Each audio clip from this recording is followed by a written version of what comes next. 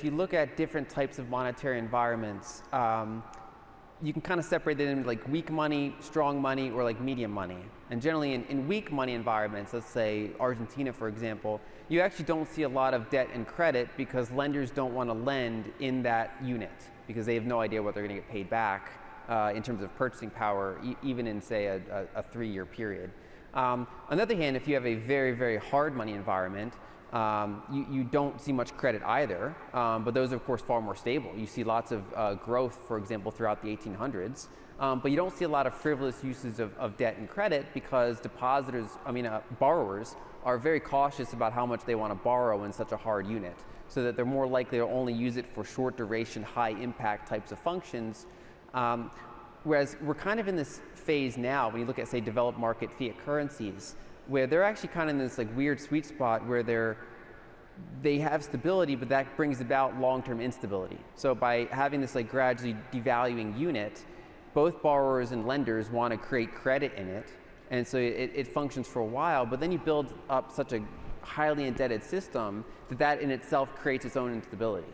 And so that's the environment that you actually build a maximum leverage. And so if you were to have a world where, say, Bitcoin is continuing to grow far larger, let's say 10, 20 years from now, and it's this global network of hard money, I don't think we'd see anywhere near the size of credit. You'd still have some credit, but you wouldn't have like the long-term frivolous credit, right? So we can kind of separate two types. There's short-term high-impact credit, business expansion, short-term liquidity, that type of thing still makes sense.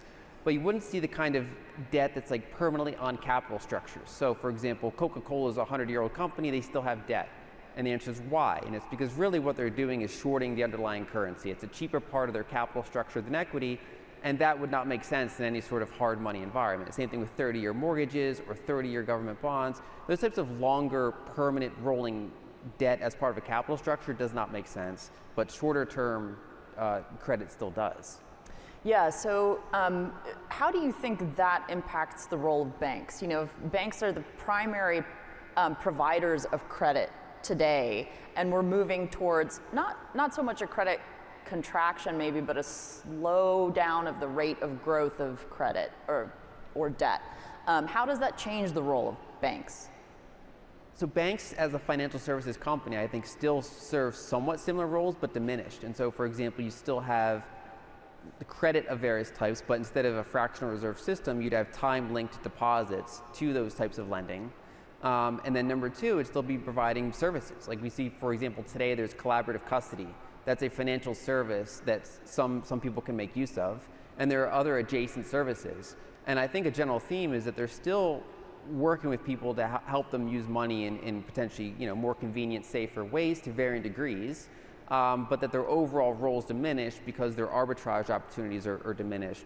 Whereas on the other hand, I think, for example, tying it back into the energy theme, I think the role of energy companies becomes larger in that type of world because energy is more linked to money in that type of environment. So banks down, energy producers larger, more publicly relevant.